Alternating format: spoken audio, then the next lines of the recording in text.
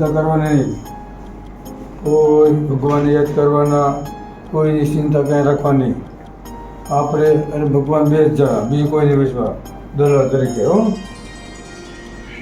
જે શરીરના અગાવાલા છે, જીવના નહીં, જીવના ભગવાનને સાધુ બે. અમને દરરોજના 50 ગ્રામ ઘઉં પસાર છે. સ્વામી નારાયણ નારાયણ.